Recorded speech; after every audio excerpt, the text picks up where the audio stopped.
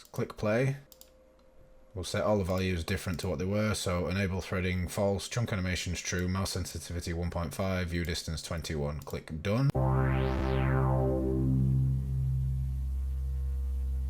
Hello and welcome to the latest episode of how to make a game like Minecraft in Unity. In this one we are going to be doing a main menu / settings menu. Obviously I'm going to try and copy Minecraft in the way I do it, but you will want to do it your own way, because if you guys are making a proper game and you put it out looking exactly like Minecraft, you're going to get sued. So first thing we're going to do is I just want to bring in the Text Mesh Pro package. I know a few of you have said that I should have done this already. I hadn't at this point until now thought it was worth it because it just makes the fonts look better and we're not really using any fonts. But the reason I'm bringing it in now is because we're going to want font shadows, and we can do that without Text Mesh Pro, but it would mean having two sets of fonts, like one on top and then a darker one underneath, and then obviously we would have to update both sets of fonts, which is a bit of a hassle. So if we just go up to Window up here and we want to go to Package Manager, and it's not going to show many packages to start with. Click on All Packages, and eventually it should wake up. There we go. So now we've got all packages, and we want to go to Text Mesh Pro, which should be in the T's, you would think.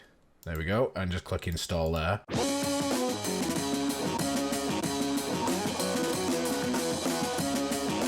Okay, and when that's done, we can close that window. The first thing we need to do with that is we need to create a new, where is it? It's up here somewhere. A new font asset, because you can't just drag a font file. Text Mesh Pro needs a specific type of font asset, as you call it. It's like a texture pack, basically. So if we go to Text Mesh Pro, font asset creator, and then it's going to ask us here, do we want to import the essentials, which we do.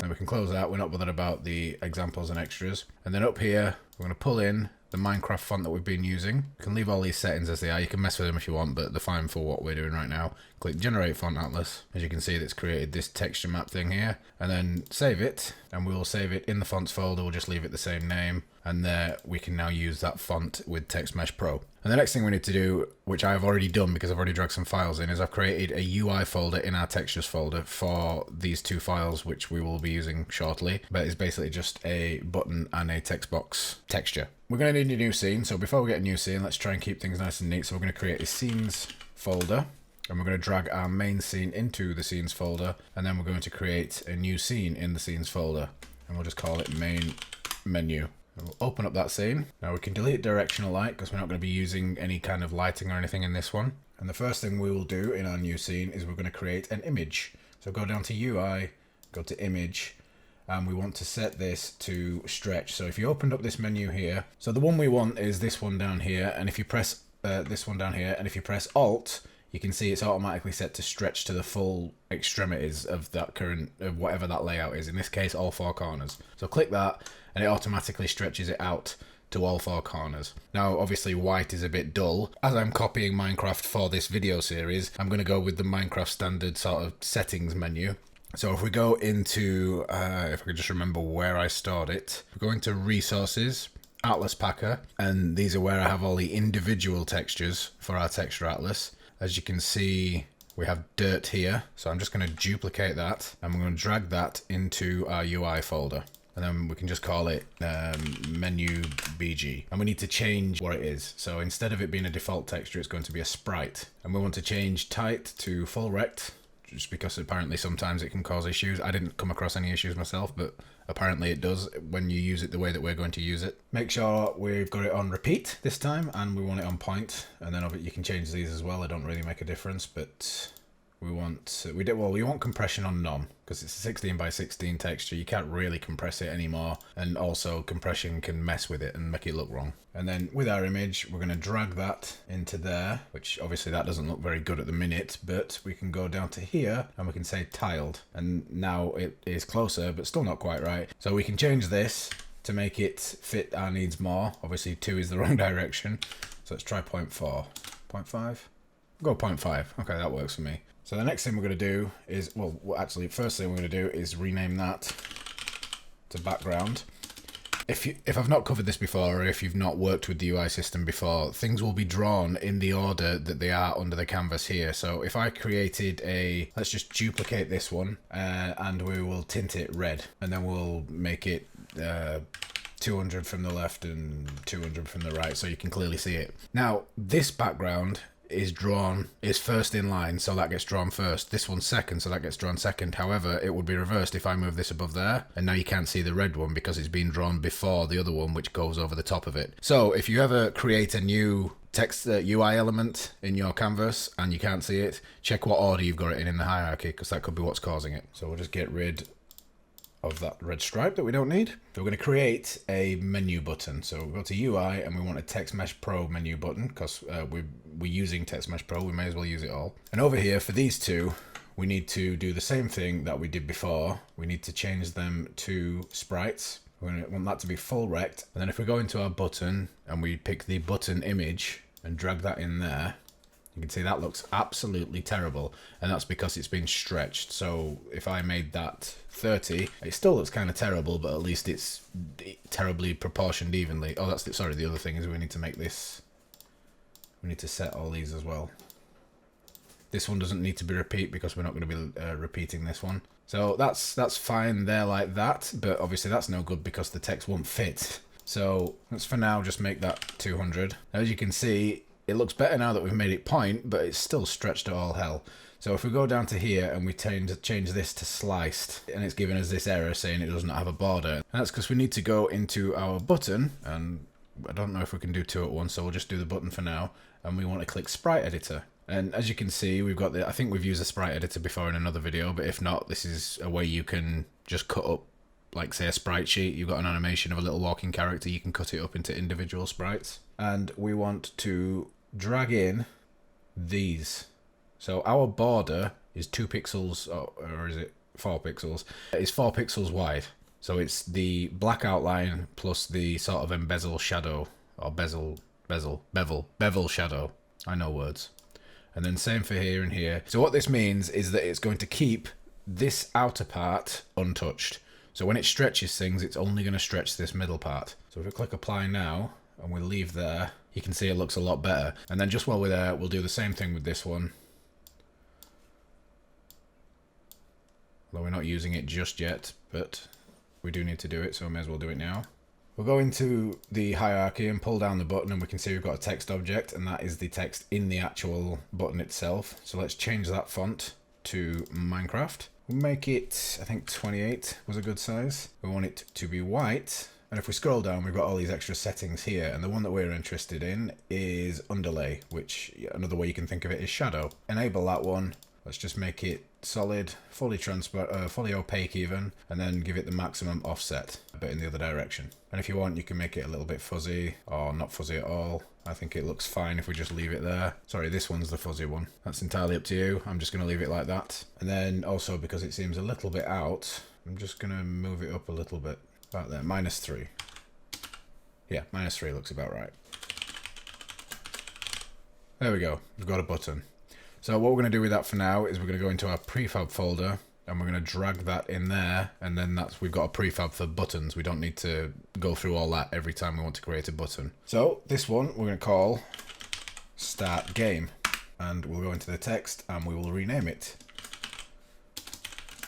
Start Game. Now, our UI elements in the game that we've got so far, that is the toolbar and the inventory, we have scaled up to 2. So we'll do the same with this to make it a bit consistent. And then the next thing we want to do is we want to have multiple buttons, because we're going to have at least 3 options. We're going to have Start Game, Settings, and Quick Game. Now, you could just put these, we could just duplicate this button, and then we could go up here and we could set the position to be lower, like that. However, it's a bit rough and it's not going to scale well with different screen sizes, so we're not going to do it that way. We're going to create a new panel. I'm going to drag this above the game buttons, and we're going to, well, actually we're going to drag the buttons into the panel itself. We'll call this panel Main Menu. We'll go into the image here and we'll just make it fully transparent. We don't need to see it, and we can just set this to 0 because it's not going to have a background. And the reason we're not using this image to set the background is because we're going to have multiple of these. There's going to be one for the main menu and one for the settings menu, and you don't want the background flickering when you go between menus. And on this main menu object, we're going to add a component called Grid Layout Group. Now you can see that's already made a mess of our start button. What this does is it creates a grid, and any child object with a rect transform, that's this up here, any child object with a rect transform will be modified to suit the shape of the grid. So currently our grid is set to 100 by 100. So let's change that to be, let's go 160 by 40 maybe. Yeah, that looks about right. And then we want to make it so that, well, first off, we want this to fully stretch to be the whole screen. So if we click on that, press Alt, and then click on that one. And then secondly, it doesn't matter about the start corner, but we want our axis to be vertical. We're going up and down, not left and right. And we want our alignment to be middle and center.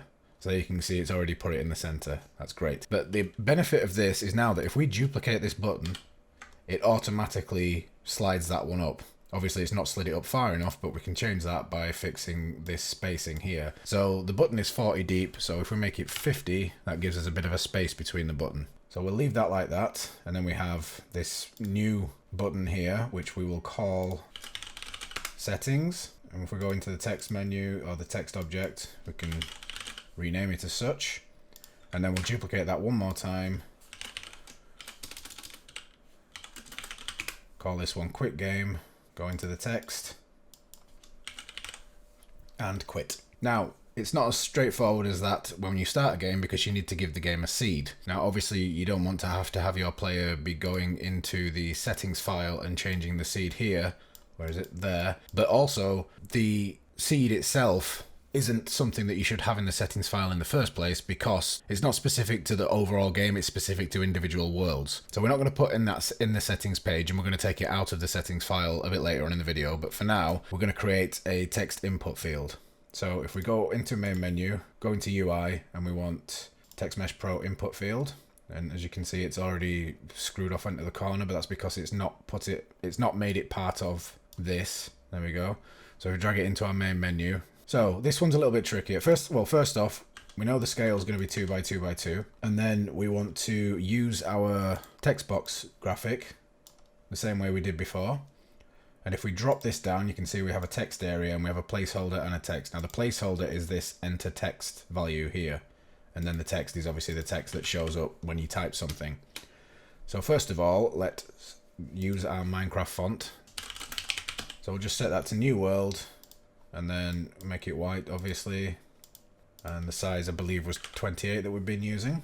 And then the placeholder, well, you know what, we'll delete the placeholder because we don't really need a placeholder. There's always going to be a seed in there, and if there isn't a seed in there, we don't really need it to say an example. Then if you go to input field, there's some values we want to change here.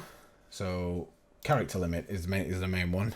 Character limit I'm going to set to 10. You can set that to whatever you want. And then in the text here, I'm just going to put New World, because otherwise it's going to update this text. It's going to update this every time. We want to drag this. Actually, we don't want to drag this below. What we want to do next is create, because it's not immediately obvious what this text box does, so we need to create a label. So the way we're going to do that, so we can have it side by side, is we're going to create another panel, which we're going to drag up above not into settings, just above settings and below start game. Again, we don't want any background image, and then we're going to drag our input field into this panel, and we want to set this to maximum size. Panel actually wants to be 2 by 2 by 2, and our input field can remain at 1 by 1 by 1. There we go. So now that's in a panel. So what we can do in this panel is we can create another label. So UI Text Mesh Pro text. We want to align this to the left. Obviously we want to use our Minecraft font. We want to, we keep it left aligned, but we want it centered top to bottom. The font size was 28. We're just going to call this seed. And then this is currently, what was it, 200 wide. Let's try it as 50 fit. 50 fits, but obviously it's moved off to the center now, and that's because we have a position here. So set our X position. Let's set our pivot here to 0. So we're working from the left hand side, and then we'll set our X position to 0. And that means that it's always going to be at this side. So we have a width of 50, which means if we go to our input field and we align this one also to the left, and we set a pivot to 0, but instead of putting X0, we put X50, it means it's going to start from this edge. But now we have it overhanging here like that, which obviously isn't ideal. So the way we can fix that is if we go, instead of align to the left, we go align to the left and right. So our position is going to be determined by its distance from the left and the right of its containing rect, which is this panel here. So click on that. Again, it's stretched to the side, but now we can press 50 there, and it's constrained. right is 0 from the right hand side, and then left is 50 from the left hand side. And you could have that, if I increase this number, it's going to get smaller. However, if I go into minus numbers, it's going to go outside the rect. But we're fine with just 0 for now. So we've got our seed, we've got our new world start game button, we've got our settings button, and we've got a quit button. These aren't going to do anything, but they all work. You'll notice that it sort of grays out when I click on things, and you have an animation for hovering and for clicking and everything. That's determined by these colors here. If you wanted, you could change this to sprite swap, and you could have a different sprite for each one, and you could make something that looks more like the Minecraft one, where the bevel is inverted and everything. But color tint works fine for what we're doing in this video. Now for the time being, let's collapse the main menu object, and we're going to create a new object, and we're going to call this one title menu. And this object is just to hold the script that's going to control this menu. The reason we're not putting it on here, for example, is because this is going to be getting turned on and off. So the way we're going to determine which menu we're in is this object here. We deactivate it, bye-bye main menu. So we can't put the script that we're going to use on there because it would get deactivated with the main menu when we go into the settings menu, and this is also going to control the settings menu. So we've got this object here. So let's go into our scripts. We will create a new folder for UI and try and keep some appearance of attempting to be neat and tidy about all this. Create our script. Again, we'll just call it title menu and open that up. Now we're going to need quite a few usings in this. It's not going to be immediately apparent why we need them all, but I'll put them all in now so I don't forget. So we're going to need Unity Engine .ui. We're going to need TM Pro, which is the Text Mesh Pro. We're going to need system.io because we're going to need to access the settings file. And we are going to need Unity Engine.scene management. We can just get rid of these for now. So we're just going to create two public voids, one called start game and one called quit game. Quit game is going to be simply application.quit. That isn't going to do anything in the editor. I think I've covered this before, but application.quit only works in a build. It doesn't do anything in the editor. So if you try this and it's not doing anything, don't panic. If you want to see it in action, you'll have to build it. In start game, we're going to say scene manager.load scene, and the name of our main scene is main. And we want to set load scene mode single.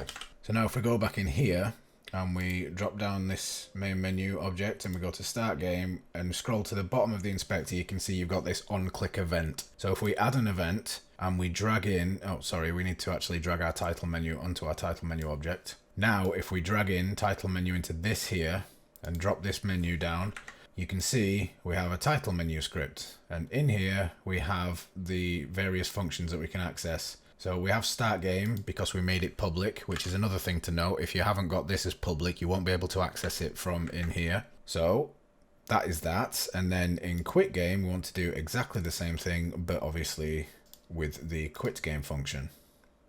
So now if we load a game, quit doesn't do anything, like I said, because we're in the editor, but start game should load as our world.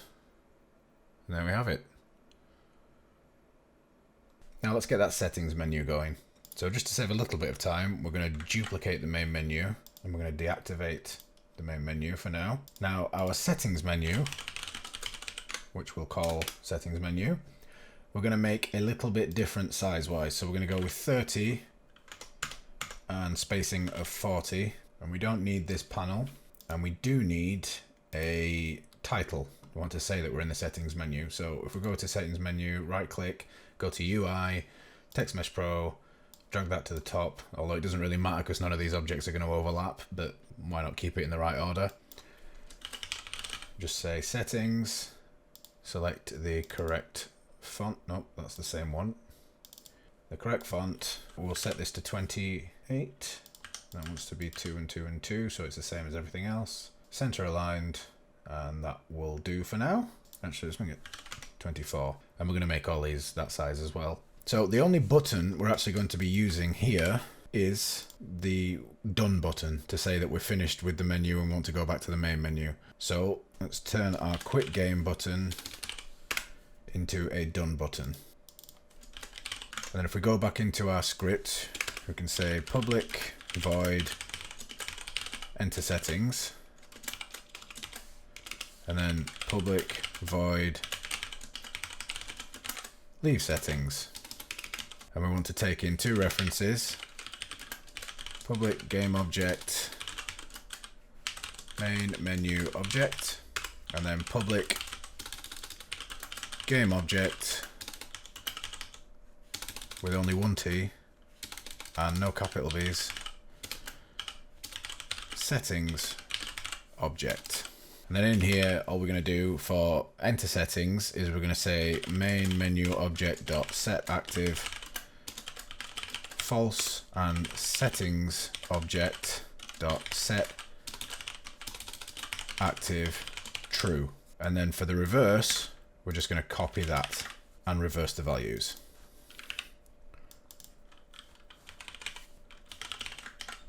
And then we're going to here for our done button, which we may as well change the size of the font while we're here. 24 is about right for that size button, I think. We'll go down to our on-click event, and then this time, instead of quit, we want leave settings. And then for our settings button, add an event, drag in our title menu, and then we want enter settings. And then if we go to our title menu and we drag in the main menu object and the settings menu object, and we press play, we're going to be in the settings menu, but that's okay because we should be able to just click done and we're out of the settings menu. Then we'll click settings, back in, out, in, out, in, out. Let's go into our settings file and see what we've got. So we've got a version.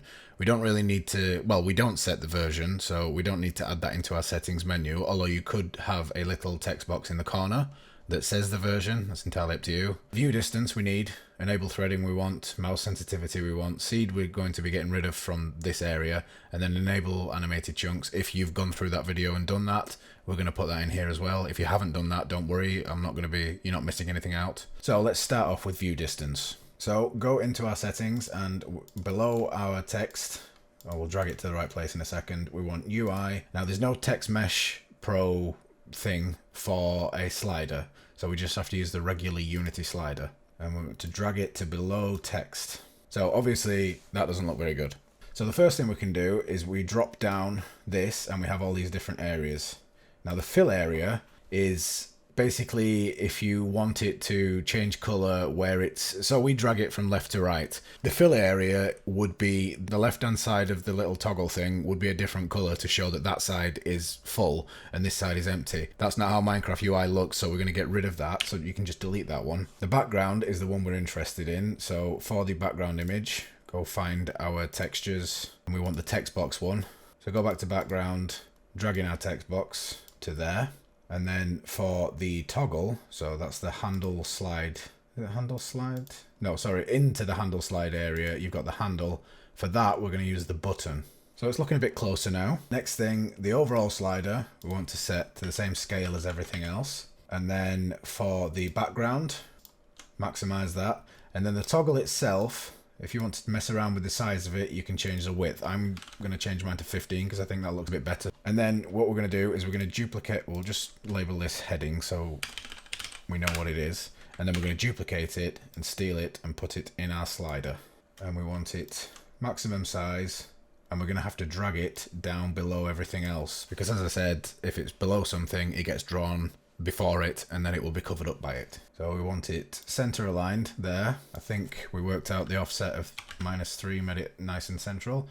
And then we will say view distance and then a number. So that's all. That's how that's going to work. So if I press play now, it's not going to do anything, but we should be able to use the toggle. There we go. So now that we have that, we'll call it, let's just call it slider first. Let's go into our prefab folder and drag that in there, so we've got one of those as well as a prefab. Now we can rename this as view distance slider, and then we're going to duplicate that, drag it above the done button, and this one is going to be a mouse sensitivity. We'll just put mouse S slider, and then for the label we will just say mouse sensitivity. And we'll make these a bit wider because the text is starting to encroach a little bit. Or we could just make the text a bit smaller, I guess. Let's do that. We'll go with 20 and do the same for the view distance. Make it fit a little bit nicer. The next one is a toggle. So that's just a simple on or off. So let's click on our settings menu, create another panel, set the scale to 2, drag it actually into there, and then we want no background as normal, transparency 0, and inside here we're going to create first off a toggle. So if we go to UI, again there's no Text Mesh Pro alternative for this one, so we have to use the basic Unity one. We'll click toggle. Now we want to replace this label with a Text Mesh Pro one, so get rid of that, and then again we will duplicate this heading and drag that into our toggle, align it to the left. So the background is the toggle itself. So if we give our settings label a left-hand offset of 50, 60? We'll go with 60. And then again, we want to make it vertically centered. We will say, what's this one going to be? Enable threading. We want it to be aligned to the left so that we don't have this happen. There we go, that'll do. So as for the toggle itself, obviously this doesn't look very Minecraft-y, so we'll go to the background, and all we're going to do is we're going to drag in a text box background for the background, and then for the checkmark itself, we're just going to use the button. Just to make this a little bit more obvious that it's a checked checkbox, you can give this a bit of spacing. That's the position. We want the width to be, let's say, 15? Yeah, that looks good. So then if you press play now, you can check and uncheck that, and these both slide, and then you can click done and come out of there. So just for now, let's deactivate that and reactivate our main menu, and let's start making all of this work. So it makes sense that we start with the main menu, and the only thing that we really need to do in here is get this seed value working. So in order to do that, we're going to open up our world, and we also want voxel data. So in voxel data, we're going to set a public static, but importantly not read-only, int, and this is going to be called seed. Now the reason we're doing this is because static classes carry over between scenes, so this voxel data dot seed is going to be equally accessible from the main menu as it is from the game. So if we set it in the main menu, then we can access it in the game, and that's how we're going to pass that data between. Like I say, it's game dependent, so we don't want to be putting it in the settings menu because you might have a different seed the next time you load the game. So it doesn't need to be in the settings menu because it's not going to be staying the same all the time. But there is something that a couple of you guys have noticed, which was a slight oversight on my part, which is that I actually forgot to implement the seed value in the Perlin noise itself. So first off, let's just go into here. I think, are we already taking seed out? No, we haven't taken it right. So we're taking seed out of there. That should give us a few errors, or at least one error. So now instead of settings.seed, we're going to say voxel data.seed. And then we're going to go over here and we're going to open up our noise script. And we're going to implement the seed function in here. So position.x plus equals, and then we're going to say offset plus voxel data dot seed plus 0.1f.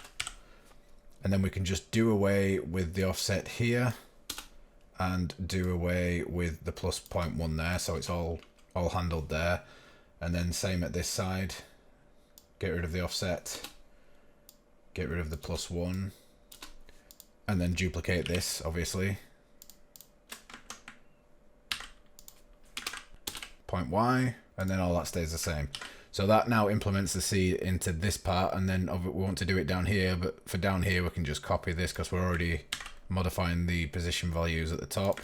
So plus that, and plus that. So that's that. So now our seed value will be taken into account. However, we need to pass it over from the title menu. So what we can do is in start game, we're going to say voxel data dot seed equals, and now this is, I'm going to have to explain this a bit. So first off, in here we can put numbers and letters, but our seed needs to be a number. So to get the number, we're going to say seed, oh no, sorry, first off we need to bring in the seed field.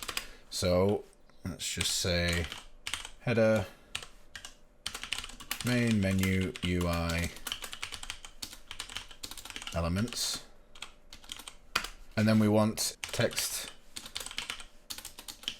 mesh pro UGI, and we'll just call it seed field, I guess. Yeah, that's fine. Seed field. And we want to make this public so that we can drag it into the inspector. And then here we're going to say seed field dot text dot get hash code. There's only one bracket there, sorry. So if we go into our world now, and we will up here at the very top, we're going to say debug.log generating new world using seed, and then we'll put in our voxel data.seed. So if we run that, and I'll take maximize off so we can see the console, switch over to the console. If we run that now, we get a null reference exception because I haven't dragged the title I haven't dragged the object across. So if I click on a title menu, we have this seed field now. So we need the seed. We haven't actually named the seed panel. So let's do that. World seed. And then we want to drag in the seed text object into this seed field. So if we get the text, not the text area or the input field, but the text, and drop that in there. Now if we press play, we should not have any errors.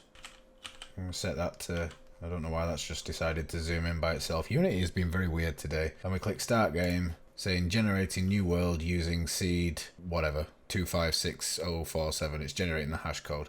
However, you can see that the world is a bit weird. And this is something that I've found that happens when you put very large values into the Perlin noise generator, and I haven't really done any research yet to figure out why. Let's just close that and I'll show you how I came to fix it. Now the first thing is that using get hash code, there is a possibility you can get a minus number, and we don't want a minus number because one thing that is definite is that when Perlin noise goes from negative to positive numbers, you get basically a complete break. Like it's like two separate Perlin noises. So we only ever want to be positive numbers, and given that everything that we generate starts from whatever number we start from and goes upwards, then that means that as long as our number is not negative, we should never cross that boundary, because we're never going backwards, we're never going down in numbers, we're always going up. We start at 0 and we go forwards, or we go right. We never go minus to the left or minus to the back. So we make sure it's a positive number by saying mathf.abs. And then to keep the number down, what I've done is to just divide it by voxel data.world size in chunks. So we'll try it again, and this time we'll use a different seed. Click start game. And now things are starting to look a bit more normal again. If we cancel that, and one last time we'll use a different seed. And there we go.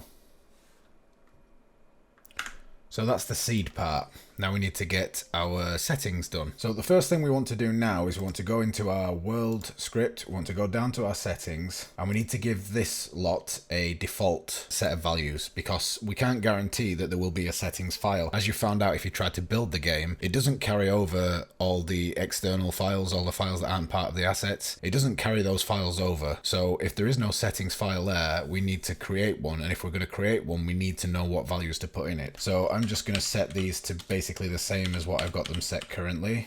It doesn't matter if they're not exact. View distance I believe was 8. Enable threading is true. Enable animated chunks is false. And mouse sensitivity is... what is mouse sensitivity? Mouse sensitivity is 2. So that means that when we create a new instance of settings, it will have these values until we tell it otherwise. So now let's go into our title menu, and we're going to create a wait function. And then in here, we're going to say if file doesn't exist, so if not file exists, application.data path plus, and then it's settings.cfg else. What have I done wrong here? Spell application wrong. That's what I've done. Very complicated word application. So in here, debug.log, no settings file found, creating new one.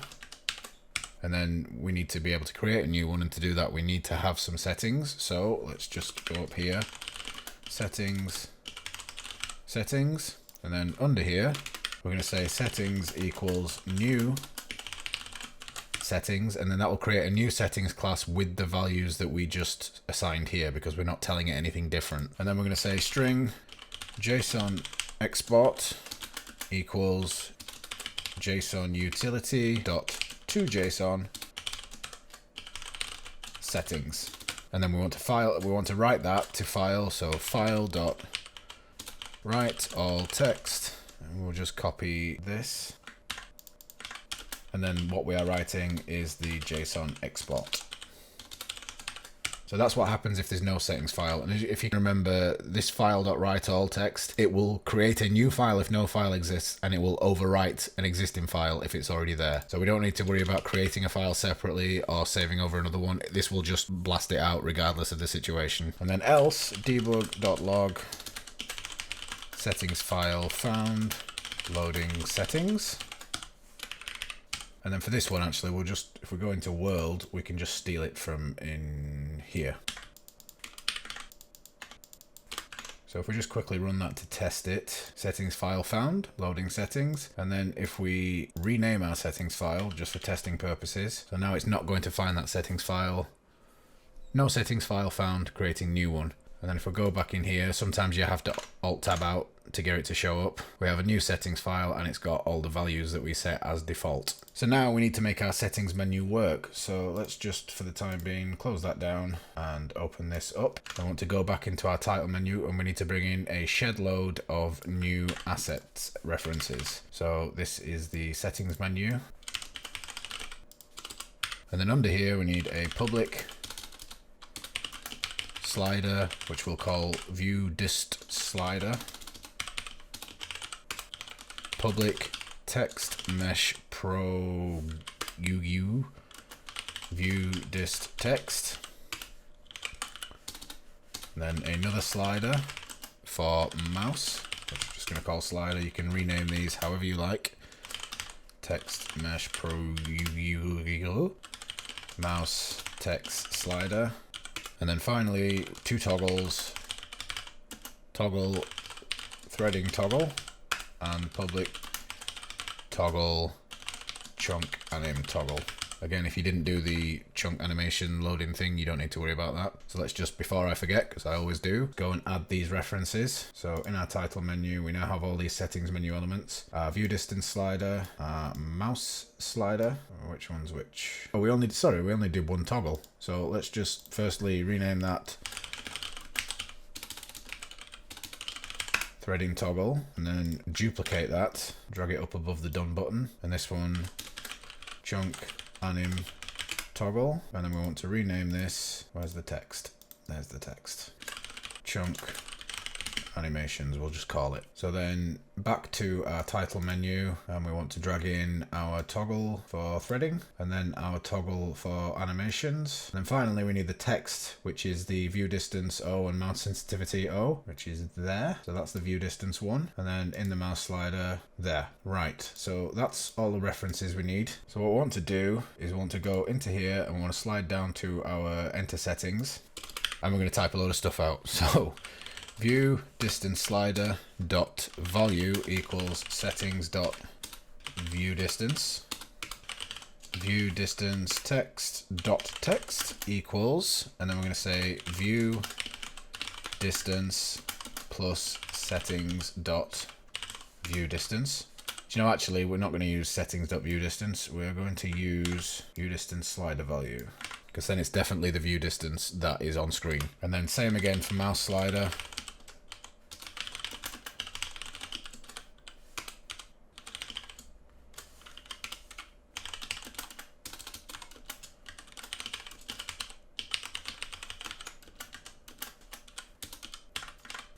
And then for the toggles, all we're going to say is threading toggle dot is on equals settings dot enable threading, and chunk anim toggle dot is on equals settings dot enable animated chunks. So let's just, now bearing in mind this only gets called when we enter the settings menu, so this won't work if we start the game in the settings menu. So let's re-enable main menu, disable the settings menu. Nope, that's just the header. There we are. Now if we press play, click on settings, the toggles work, the mouse sensitivity. Oh, I think I know what's happened. Firstly, we need to go into our, where is it? Into our view distance slider. And we need to tell this to use only whole numbers because our view distance is in whole numbers. We can't have 1.5 view distance. It has to be 1, 2, etc. And then the max value, you can set this to whatever you want. I'm going to go between 4 and 32. And then for the mouse slider, we don't want whole numbers. However, we do want to limit it. So I'm going to say minimum value 0.5, maximum value 3.5. Let's try that again. There we go. That's much better. Now, as you can see, the text is not updating, and that's because we are only telling it the value once. And also, when we click done and go back into settings, it's reset because we're not saving those. So let's fix those two things. So back in here, we're going to drop down to the bottom here, and we're going to add in two new script functions. Public voids have to be public because we're going to be accessing them from outside. And we're going to say update dist slider, or update view dist slider. Doesn't need to take in any parameters. And then a public void update, not update, mouse slider. And then all we're going to do in here is steal this. And then for the mouse one, steal that. And then instead up here, we're just going to call those two functions. And then if we go back into our inspector and we find, where are we? Mouse slider, you can see we have an event window here, only this time instead of on click, it's on value changed. So this gets called anytime we change a value. So let's add an event, drag in our title menu. And which one are we looking at here? We're looking at the mouse slider. So go down, title menu, update mouse slider. And then for the same again for the view distance, add an event, drag in the title menu, update view distance slider. So let's just test that. There we go. Working view distance and working mouse. Now, as you can see, it's doing like 158 decimal places. So let's just quickly fix that. And we do that by going down to here and we're just going to say mouse slider value dot to string. And then we're going to pass in F1. And what that does is going to limit it to 1 decimal place. If you put F2, it would be 2 decimal places, F3, 3 decimal places, etc. So now let's try that. There we go. 1 decimal place, much neater. And again, the min-max values change as you wish. Mess with the settings, you know, make it look how you want it to look. So finally, we want to make it so it saves. In leave settings, where is that there? We need to set all those values back to the settings class. So settings dot view distance equals, and we need to recast this as an int because it is by default a float, even though we're telling it to use whole numbers. View distance slider dot value settings dot mouse sensitivity equals mouse slider dot value. That one is a float, so that's fine to leave as it is. And then settings dot enable threading equals threading toggle dot is on, and settings dot enable animated chunks equals chunk anim toggle dot is on. So now when we leave the settings, it does actually set our settings to the correct values that we've just changed it. So if I change the view distance to 30, click done, and then go back in, it's still on 30. So the only thing that's left to do now is to actually write those back to the file, which we do by copying. If we go into world, it's commented out here, but this was how we did that before. So let's just copy that, get rid of the debug.log. So now if we look at our, we can just delete this renamed settings. If we look at our settings file, it's got view distance 8, enable threading true, animated chunks false, etc. Let's click play. We'll set all the values different to what they were. So enable threading false, chunk animations true, mouse sensitivity 1.5, view distance 21. Click done. And now if we open settings, all of those settings have been saved. I'll just drop this view distance to something ridiculously small, click done and start the game. And now we have a tiny little world.